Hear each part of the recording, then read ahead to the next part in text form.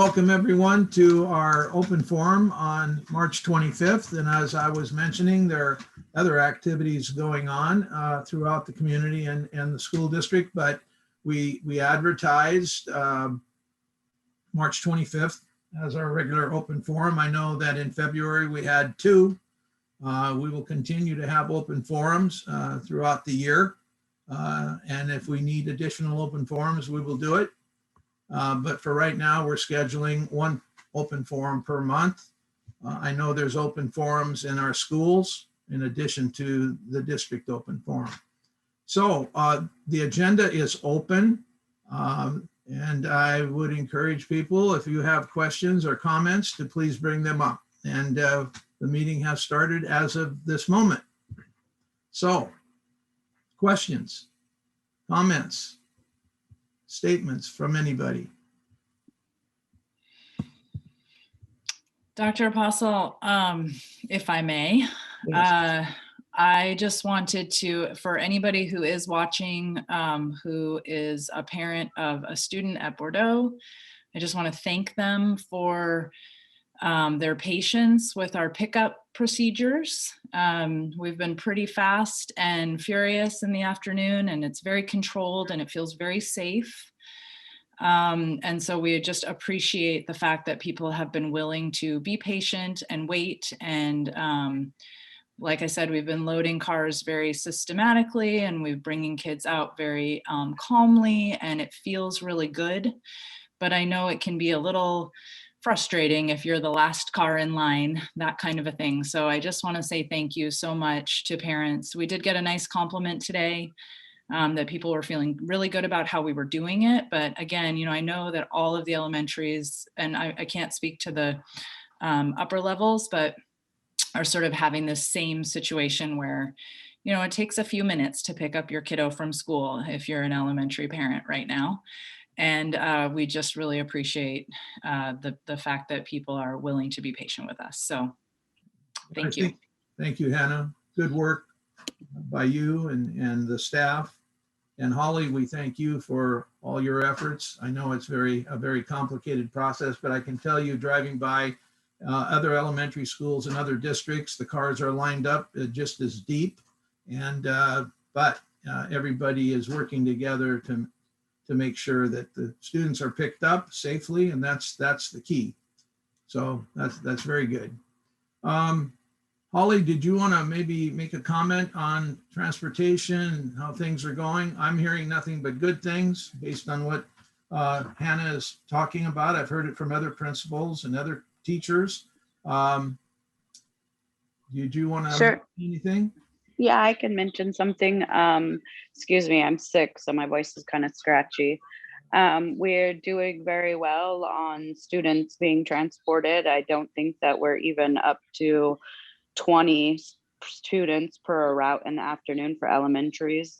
We are leaving the schools a little bit slower in the afternoons, but that's because the schools are trying to make sure that students get out, you know, and keep that social distancing. But it's going really smoothly from what I can hear from all the schools. I've visited schools while they are loading, and it seems to be working really well. Very good. Very good. How about our bus drivers? Do we have enough bus drivers at this point in time? We do have enough bus drivers at this time. We are short on sub bus drivers, so we're hoping that the word can get out there that we are taking applications for substitute bus drivers at this time. Yeah, most superintendents that I've had conversations with regarding bus drivers and transportation, there's some challenges, but we're all working through them, which is nice. Thank you for all your efforts and your team. We appreciate you. Thank you. Anyone else have any questions or comments? Dr. Apostle, since we were just talking about transportation, I want to give a shout out to Holly and to all of the bus drivers. You brought them up. They are doing an incredible job.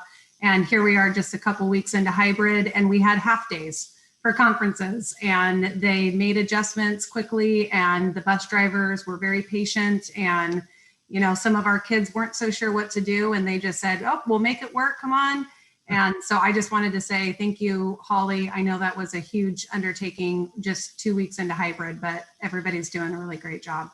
Yeah, I must say we've been very fortunate, everybody working together in terms of our reopening. I think everyone would agree that our reopening was much better than we probably anticipated.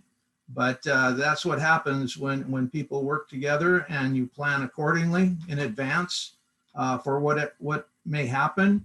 That's what takes place, is that the system works. So I'm very appreciative of that. Thank you, Chelsea. Anyone else have a comment on transportation? Okay. Anybody have any questions at all about anything?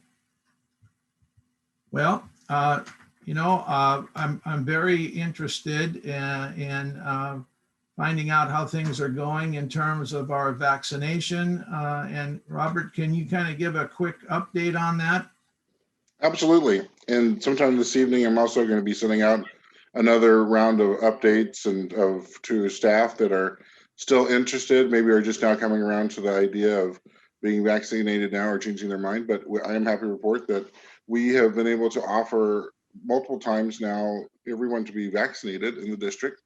And I'm still being contacted about 2 or 3 times a day with people that are saying, hey, the times didn't work out, or this vaccine or that vaccine I didn't want to take, but I've changed my mind. So we're still working with those folks as they come forward to get them vaccinated. We still have availability with Mason General Hospital through their web portal for vaccinations. They've had a couple cancellations. I saw some appear for still left for March dates, but there are lots of April dates still available. Also, the medicine shop has on their online portal has vaccinations that are times that are still available, including for tomorrow. And they also have a wait list that you can contact them to join as well. Kaiser Permanente still has their ongoing vaccination clinics that are available to everyone. And so one of the things that's happening right now is that after the big logjam of educators were vaccinated, the phasing wasn't quite lining up. We actually had a lot of spare doses that were out there, but now that the governor has expanded it further to more frontline workers, now they're starting to get a little bit more competition for vaccinations out there. But if anyone is still interested in being vaccinated, have changed their mind or otherwise, please email me directly or call me, and I'll do everything I can to help anyone who's interested in getting further protected from the COVID illness. You've done a great job in terms of organizing and communicating, Robert. And I know that most of us have heard the announcement from the governor regarding going from 6 feet to 3 feet. And I know we've talked about this just briefly. What are your thoughts about that? And you sent out I believe, a very clarifying piece of information regarding that particular issue, but could you comment on that, please? Yeah, the district-wide email that I sent out late last night that was talking about the CDC guidelines and helping people to understand and interpret what that means to us here in the district. I just want everyone to know that that is still the same, regardless of the governor's communications today.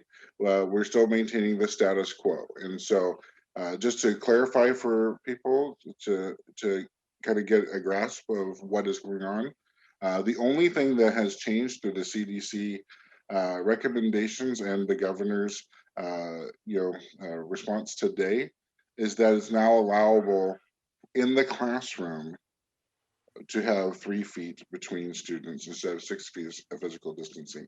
That's the only thing that's changed. It's in classroom only. Between student and staff, it's their recommendation is still 6 feet. Staff to staff is still 6 feet, and everything outside of a classroom setting, student to student, still is 6 feet as well. So also the Mason County Health Department has asked us not to implement this until we actually get to a point of 50 new cases per 100,000 in a sustained level. So we are not there yet. Our numbers are plateaued right above that number, but we have not been below that number. They may take a different view on the governor's guidance today. We'll have to see how that comes out. But no matter what, everything that's come out, whether it's the CDC or the governor, at this point it's still optional. And we have, and at the district, we've discussed and reviewed all of our plans and everything that we have in place and everything that we've coordinated with staff and with our bargaining leaders and the MOUs that are in place. It doesn't make sense for us at this time to reduce anything from our 6-foot separations, even in the classroom, that help to make everyone feel very comfortable that we have a safe environment. It is working for us right now. Our hybrid model that we have adopted is within all the guidelines for OSPI for the number of hours of instruction and everything that is in place. So at this point, we're not considering making any changes in the classroom. We're continuing with the 6 feet. Further, as the Mason County Health Department feels comfortable and they adopt that for us, we may look at, in very limited instances, if we have a classroom where we have a very specific need, and maybe we have an odd-shaped classroom or something of that nature, we may re-look at maybe bringing in one extra student or something versus, not having that student receive their full education and everything that's necessary. That's something that we could look at, but right now we haven't even adopted that. That's just something that I think that may be wise for making sure that all of our students can receive the in-person instruction that they need to do. Robert, do you have data? How many of our staff have taken the opportunity to be vaccinated? It's anecdotal because of the nature of HIPAA laws and so forth. We're not in a position that we can actually record and document in a very specific survey. In general. But I would say it's between about 40 and 42%. It seems like that when I ask specific groups and people that respond back to me, that uptake seems to be about 40 to 42%. Okay. Any questions on that? Any comments on vaccination? We're going to, of course, work very closely with all entities in terms of any decision. And of course, the board will be heavily involved in any kind of discussion that we might have regarding changing course from where we are right now. I know that we're all fairly satisfied in terms of how our schools have reopened, but if things should change one way or the other, we'll be monitoring that very closely with the health department, the board, and the state for sure. Anything else on that one? Dr. Apostle, tomorrow we have our follow-up vaccine clinic at OMS. Robert's done an awesome job sending out that information. Staff are looking forward to it. And for those people that were not on the board meeting the other night, but might be listening in tonight, I just wanted to say that it was an amazing collaboration with Mason General. We had 12 hours notice to put it together, and they were boots on the ground running in the morning and had it ready to go. And again, it is a very personal choice if you choose to get vaccinated or you can get vaccinated. But for those staff members that were able to take advantage of it, the feeling in the room was very positive. It was exciting.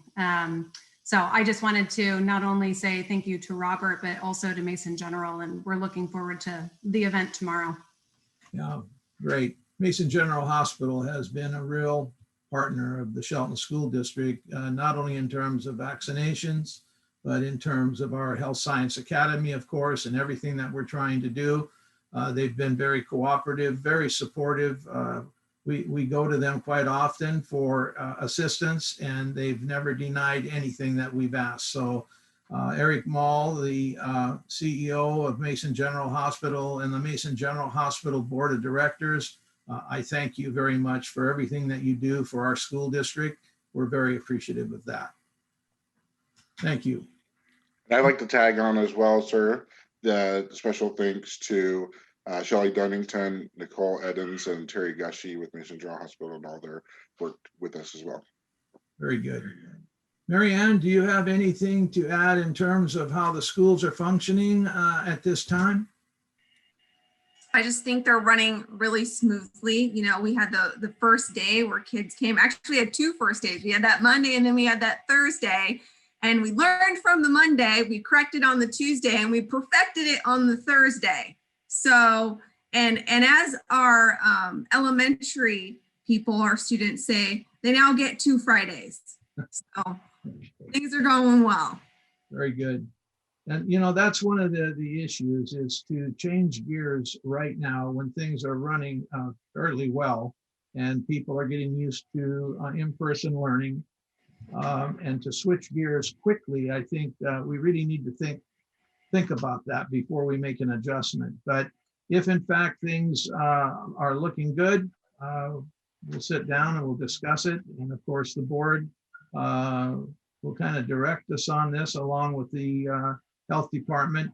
But I think that there's no question we can adjust to anything. We've been doing that very well all year long with all the different changes coming day to day almost this past year. So we'll see what happens, and we'll be prepared regardless of what the challenges may be. No question about it. Thank you, Mary Ann. Yeah, you're welcome. Bruce Kipper, our high school principal. How are things going at Shelton High School? Things are going pretty good. You know, we're from, you know, the morning until after school activities, we're screening in over 600 kids That's very good. today. Like now, like, you know, we're down to, you know, just needing a handful of people because the kids know what to do. They're coming prepared. We've probably got, I would say, 50 kids that were still, for one reason or another, they don't have an account yet, whether they don't have a phone or, so we're calling them in one by one and trying to get their account set up so that they can take advantage of the screen in electronic process. Robert sent some instructions out on how to log in guests, which we can do with them now. So it's working pretty good and kids are happy to be back. I've been doing classroom observations and doing my evaluations and setting in class. The teachers are doing a great job. You know, they've got kids online and kids in class, and they've got their, you know, our science department purchased these, I guess the best way to describe them is rotating cameras. The camera follows them around the room, so the kids can see them no matter where they're at in the room. Nice, very nice. And the only thing is they can't walk too fast because it freaks the camera out sometimes when they move too fast. But you know, it's a challenge, but I haven't come across any teacher that's not willing to say, hey, we're going to make the best of it. And kids are benefiting because of it. And so, and lastly, I'll tell you that. So when we first started we had a survey for our parents to see who wanted to come back and who wanted to stay home. And it was about 50-50 at that time of kids that were going to stay home and kids that were going to come back. And since we started school, we have accommodated over 300 students that wanted to have some type of change with their schedule. And out of the 300, about 80% of those wanted to come back and not stay in remote anymore. Wonderful. Well, my congratulations to our principals and our staff for adjusting and making things work. I know that in the classrooms that I've been in, the kids are happy to be back, and that's huge. When I was with Bruce in a couple classrooms, and we asked them how they felt about coming back to school, and they said, hey, we love it. We're glad to be back. And that's a great sign. I can say that. Stacy, what about your high school? Hi, Dr. Apostle, and hi, everybody tonight. Things are going great at Choice. We also are very excited to have students back. And it's just so exciting to see them in the classroom, smiling, you know, having lunch with each other, and they're doing a great job of following the rules, social distancing, wearing their masks. And, you know, like Bruce mentioned, we also had a number of students change their mind after things started kind of getting up and running. So we're very proud of the kids and the way that they've been working. And then also our teachers are also doing the hybrid while Zooming in with the students from the kids that stayed at home. They're Zooming into their classes along with the students in person. So, you know, we also got some great cameras that we were able to get from the CTE department, those ones that track the teachers, and they love them. So it's been a learning curve for sure to try to figure out how to include those students at home with the students that are at the school. But it's going great, and we're just really excited to have the students back, and we can't wait until hopefully, we're pretty lucky in our building. I think we had 80 to 90% of our staff that did get vaccinated. And so that really helped the teachers too feel very safe. And we really appreciate all the help from Robert. And as long as I have the floor for a moment, just a big shout out to Holly too for transportation. I mean, we had a lot of our students, because of the nature of their situation, who didn't get back to us right away on what they wanted to do. And Holly's staff has just been great about adjusting to those changes that aren't always easy. So we appreciate it, and things are going great. Thank you. Thank you for your leadership, Stacy. I remember in many, many discussions prior to bringing our kids back, we were concerned about our students observing appropriate protocol. And we were extremely worried about transportation. I think all of us can remember some of those conversations and the angst that we had. And it's funny, once we started school, things kind of just rolled along, and things are happening in a very positive way. And it's because everybody's working together in a very collaborative fashion. Thank you. Okay, any other principals have anything that they would like to add to the conversation? I know, Ron, you're going to be leaving at 6:30 to deal with conferencing. How do you feel about the return? Things are going really well at Evergreen. I've heard, very similar what's going on at the other schools. From the time the kids get out of the car, off the bus, they're greeted with a smile. People are motivated. They're happy to be back. Getting to their classroom, it's just fun. I get around to every classroom in the morning. I see the kids. They are happy to be back. It was great a week ago to get the 2nd through 4th graders back. Recess goes really well. We have 5 zones on our playground. The kids are playing. The paras that we hired have organized some new games for them. It's been great this week. They've been working on coming up with some other ideas for games out there. The staff is just really happy how well things have gone. It's very organized, from, like I said, from kids getting off the bus to at the end of the day. Everybody gets in the car or gets on a bus. I'm pretty happy with that. Once in a while, I get a straggler from another school, which is kind of interesting.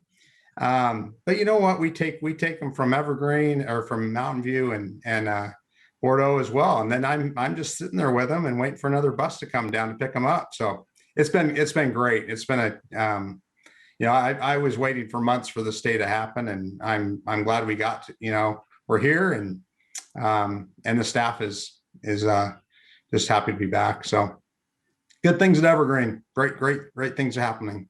Thank you for all your efforts, Ron. We just take things in stride and keep rolling. That's not to say that we don't have challenges every day, but we overcome them by being together. Thank you, and have a good night with your conferencing. Dr. Apostle, if I can jump in also, I also have to go to a 6:30 conference, and I just want to say thank you to Ron for taking care of our kiddos. And we did hopefully put a few things in place that might make that a little bit easier. But before I go, I also just wanted to say to parents, anybody who's listening or who tunes in later, that obviously we're so excited about the kids that are back in school. We're also working really hard with the kids who are still remote. And those classes, those teachers are doing amazing work. And the kids when the kids are not at school, so they have those 3 asynchronous days, we have been really impressed with the amount of participation and engagement from kids and families on those days when they're really on their own for the most part. And we want them to know that we do have support available on those days. And even though their teacher isn't necessarily live with them the same amount that they were when we were all remote, there are opportunities for support on those asynchronous days. That can be a long day to be on your own as a little, or even as an older kid. So we just want them to know that, if they need something on those days that they're not able to access for some reason, we're still there and we're willing to support. And we even have some specific support hours in place. So, parents, if you're struggling with those days, please let us know so that we can support you. But we also appreciate the amount that you have been engaging and attending.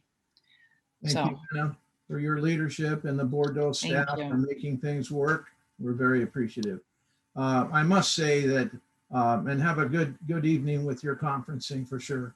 I must say that, our families, along with our staff, we've gone through a lot of change in this year, and our families have stuck by us through all the change and through all the challenges that we faced. And I take my hat off to all of our families, to our kids, to our staff, for continuing to make things work under some very difficult situations. Don Wielander and Dina Alley, can you maybe mention a few things about the Med Academy and how exciting that is? I think the community would like to have kind of an update. I know we've been updating along the way, but this is another opportunity to share the good news in terms of the Med Academy and what's happening. Right, like we'd be happy to share. We're always happy to talk about this project. So if you have been following our progress on the Med Academy building that's going to go into the current staff parking lot on the Shelton High School campus, you'll know that we had a successful bid process, and Tuesday night, the school board did award the contract for that project. So we are just now waiting. Robert can give specifics for the city to finish with the permitting so that we can issue the notice to proceed to the contractor. We are fully expecting it to be finished early fall so that we can start classes in there the second trimester of the 21-22 school year. And for those of you who may not be familiar, mechatronics is really described as the intersection of mechanical, electrical, engineering, and robotics. And so that is going to be another opportunity for students in our Manufacturing, Engineering, and Technology Academy. We have a fantastic teacher, Jake Fullington, who actually asked to be part of that pathway. He has redesigned the course sequence to include all of the things I just talked about. And I would really like Don to talk about the equipment that we're putting in there and the community partnerships that have come together around that. Thank you, Dina. And Robert or Dina or Don, now that building, we're within our budget, but the total cost for that building, just the building itself, is what? Robert, do you want to talk to the specifics there? Oh, I took it to the board and got approval. I think it's 2.699 million is what I recall. Yeah. The total construction cost. Mhm. And that's not counting the equipment. Correct. That's right. Yeah, maybe We have about $200,000 worth of equipment right now going into it. All of it is going to be Amatrol equipment right now. I was able to meet with Amatrol again today, and we went over the list again to make sure that everything was right, and we went over delivery time. They wanted to bring it in a little bit earlier, and I kind of held the ground on that. So they are going to hold it for us, and they're going to bring it in when we want it. We're going to meet next month. He's going to bring an expert around to talk with our teacher and to show him some of the certifications that this equipment will be able to provide the students. They were going with the NIMS certification, but there is now a new certification that's out there. So we'll be able to offer quite a few industry recognized certifications.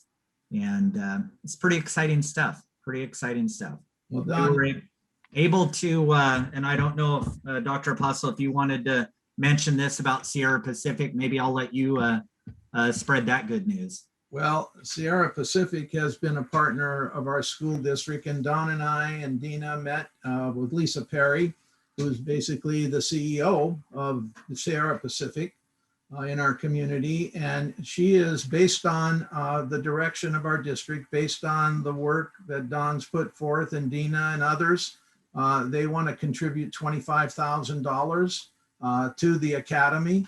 And that is kind of, I believe that will open the door for others to contribute to this great program very, very, very soon.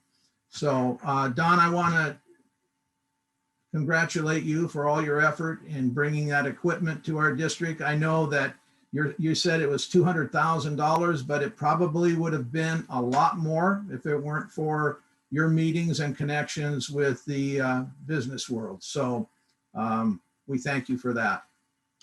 Greatly appreciated. Robert, anything else about the Met Academy that we're very proud of? Yep. So thank you, Dr. Apostle, today for executing the notice of award to Berkshire Group of Olympia, and which is our successful contractor.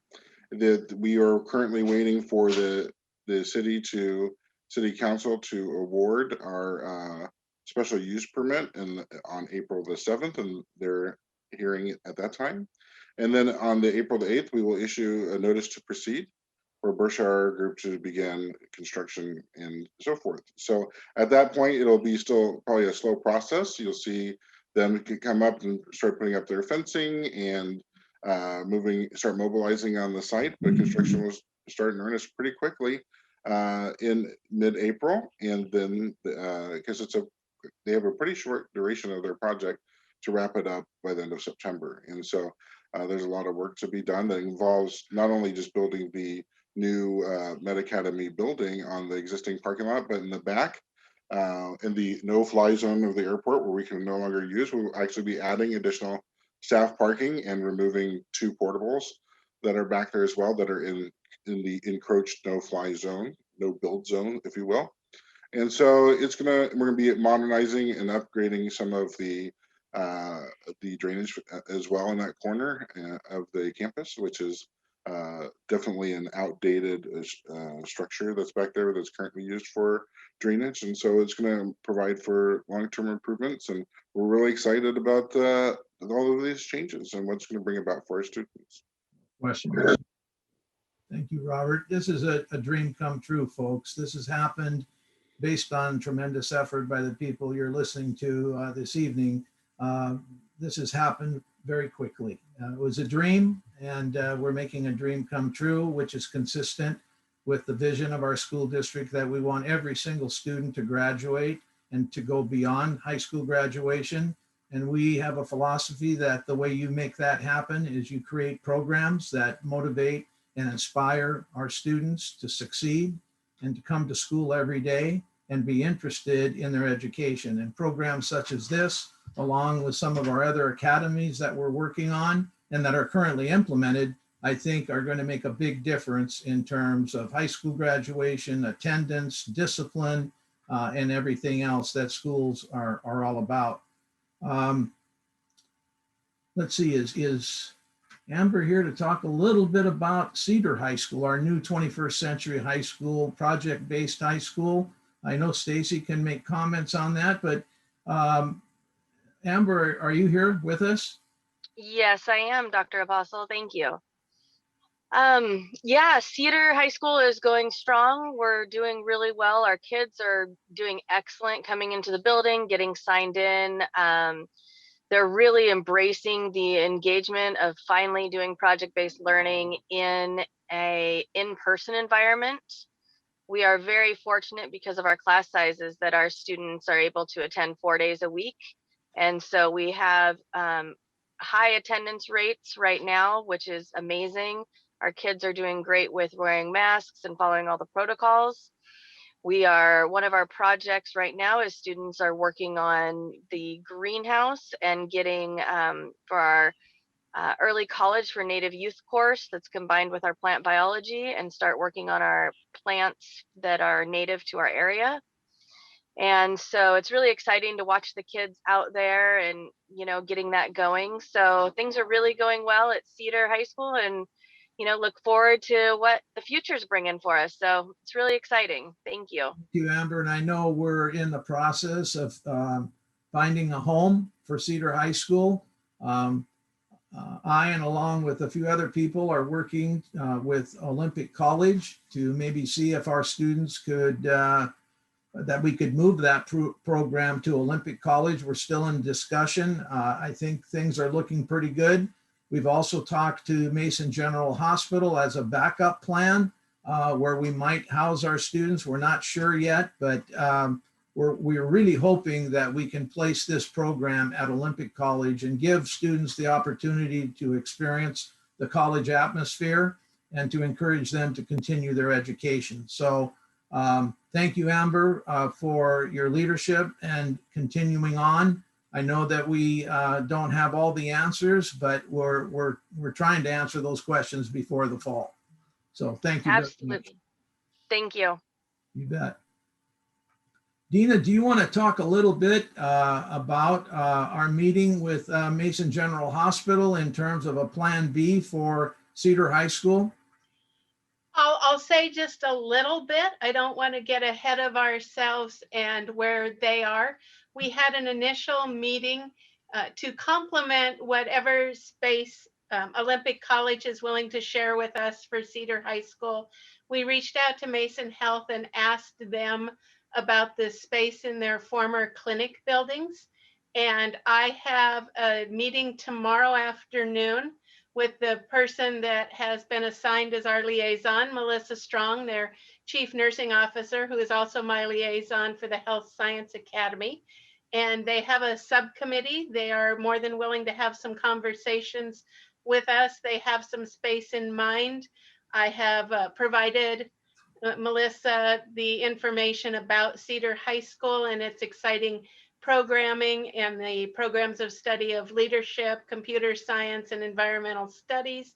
And she and I will be talking tomorrow about what some additional space on that campus might look like, so that in that triangle area, as we're getting Cedar's programming fully embedded with Olympic College, we can then start looking at having more space available, whether that's through land with Olympic College or more classroom space with Olympic College. But again, another community partner who is deeply embedded in our academy work, who's willing to then branch out into other programming like Cedar High School to be of assistance to us. So we're just starting with that, and we'll be back updating that as soon as we have some more concrete work around that, but very excited. Melissa and I are also going to take the opportunity to talk about the Capstone course for the Health Science Academy, because believe it or not, our first academy, the Health Science Academy, that first cohort of students are seniors next year. So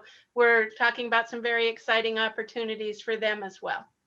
Thank you very much, Dina. And you know, the pandemic has been very challenging for all public schools, but here in Shelton, we've kept the momentum moving forward in respect to some of the programs that we're discussing this evening.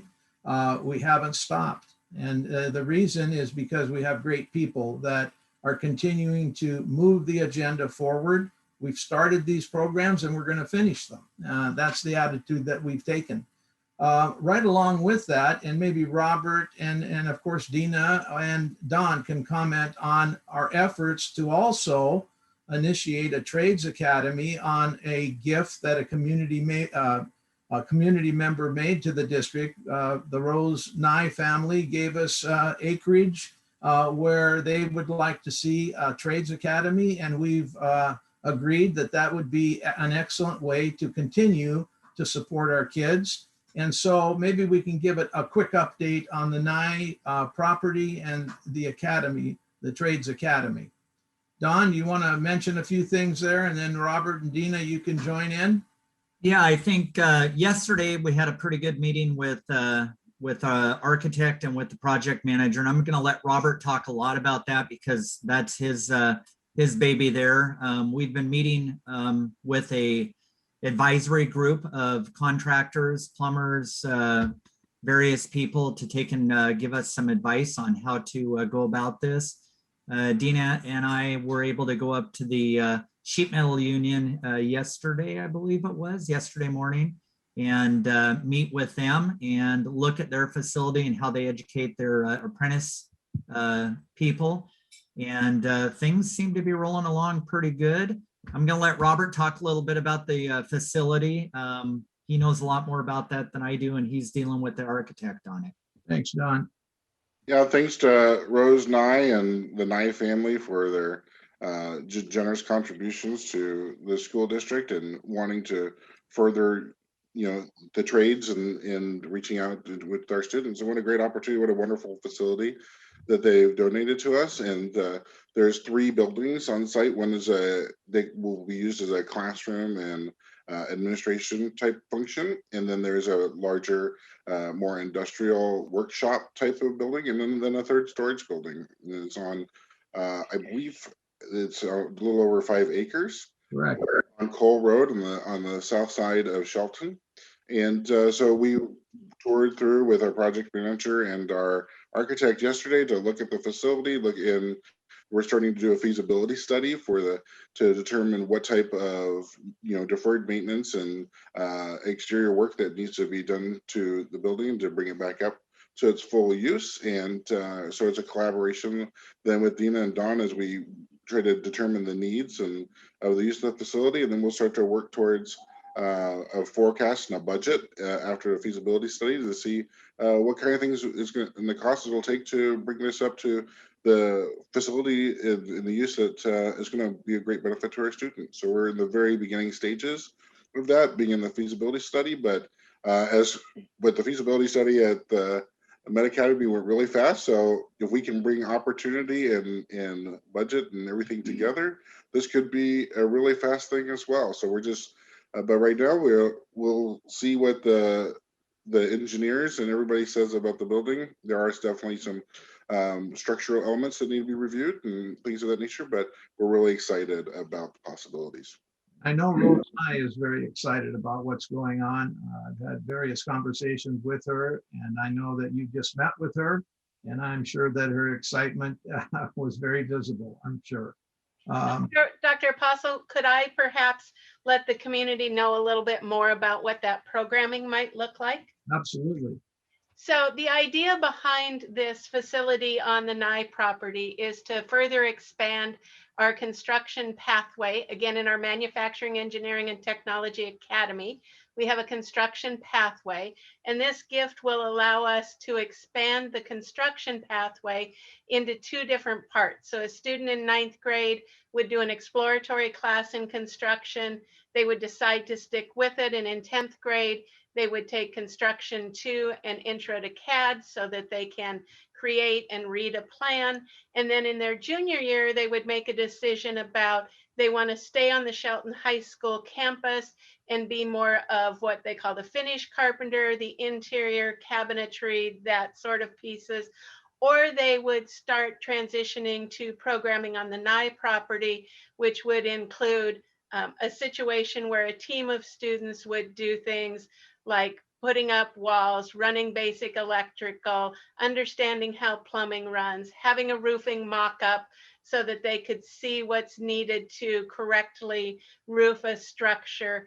And then in their senior year, if they stayed on the Nye property side of the project, they would together as a team build a larger senior project, whether that is a tiny home or something of that nature in a large space. So part of it is to keep the juniors really interested because they're seeing this large senior project happening.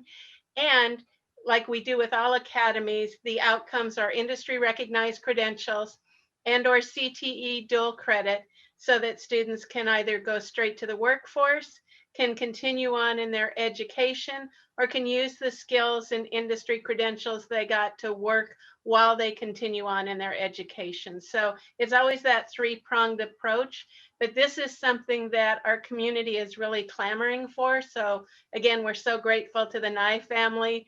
The very first meeting Don and I had with the advisory committee, we put out our idea. We said, is this something that you need? And one of the contractors said, I'll take 5 kids tomorrow.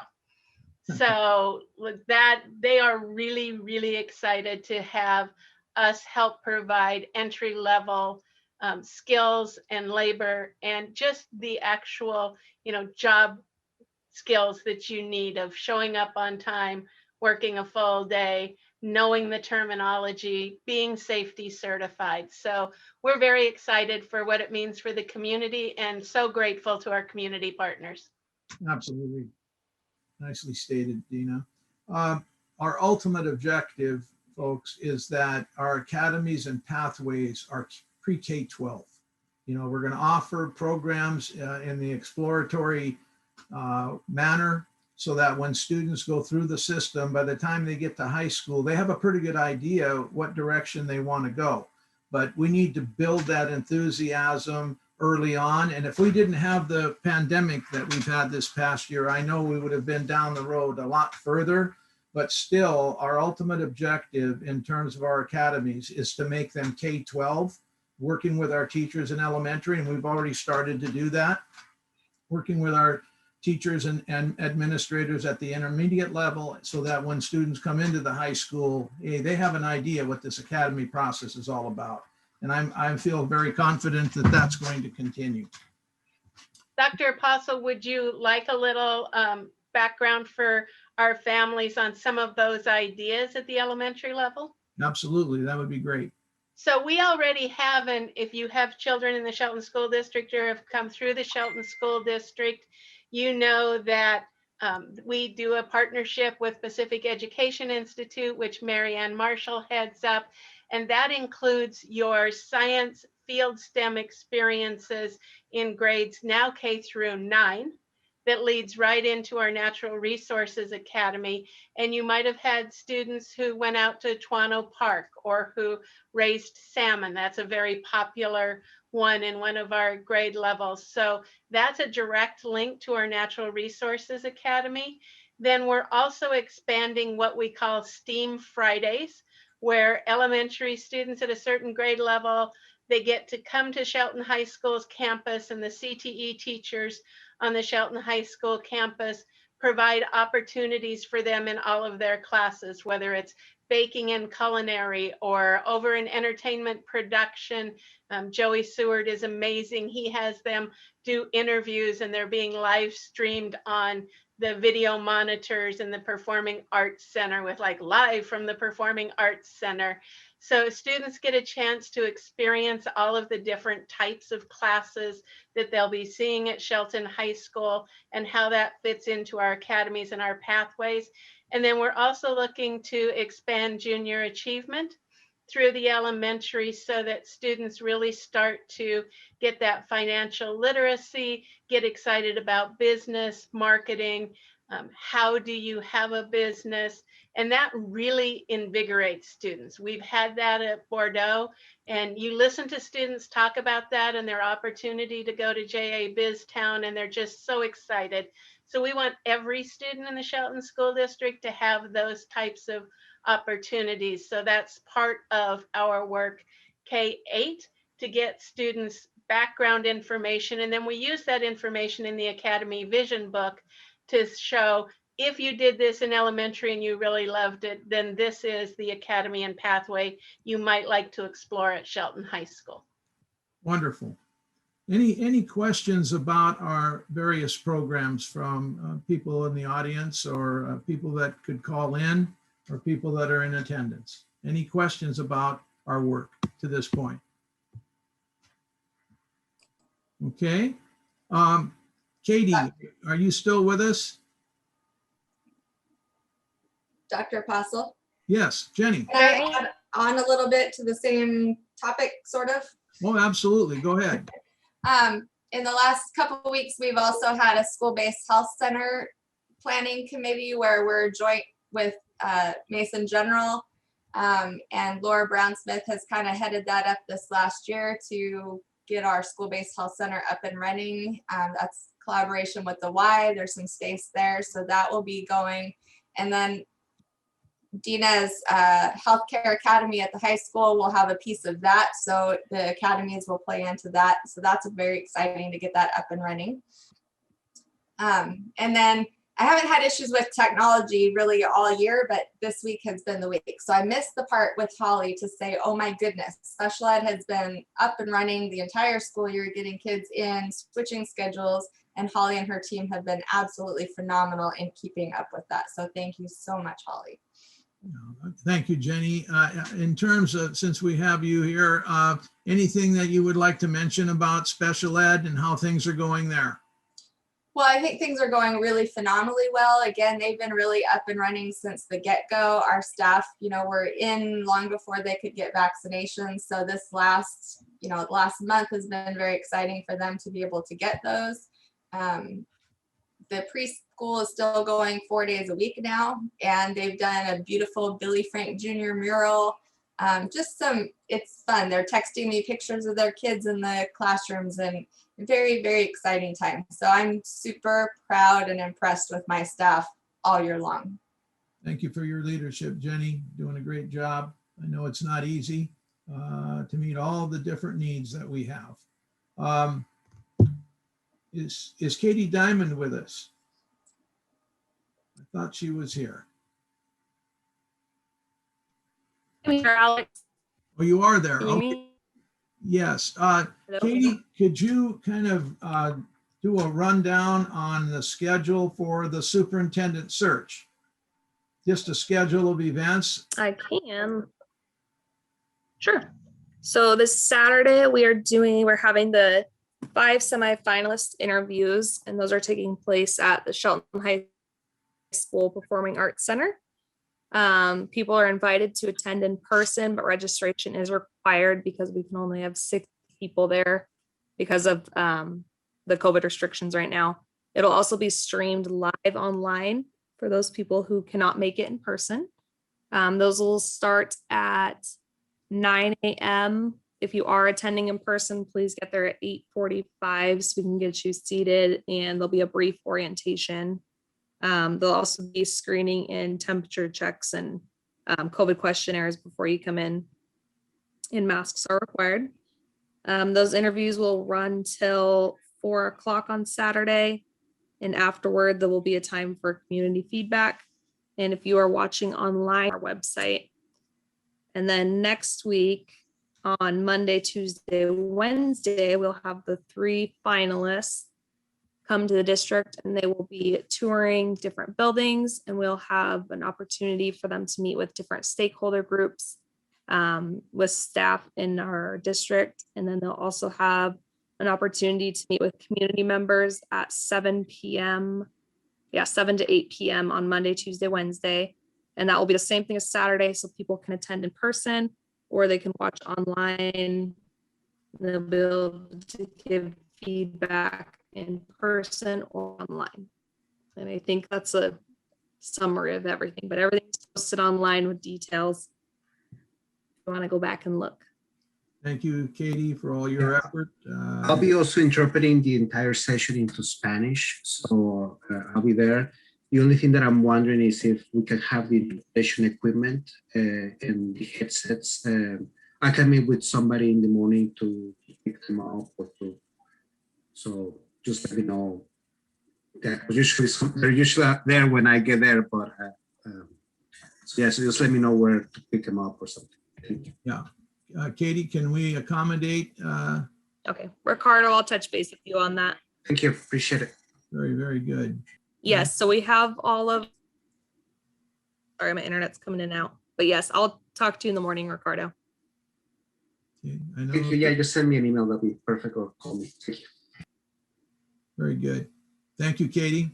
I know you and Allison and the board have been very busy. Yep. A very important task here. I'm sure it'll go well. Anyone else have anything that we can discuss? We've got about 7 minutes. Anyone?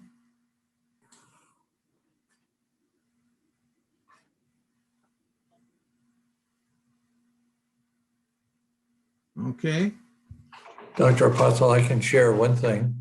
go ahead, Terry. Yeah.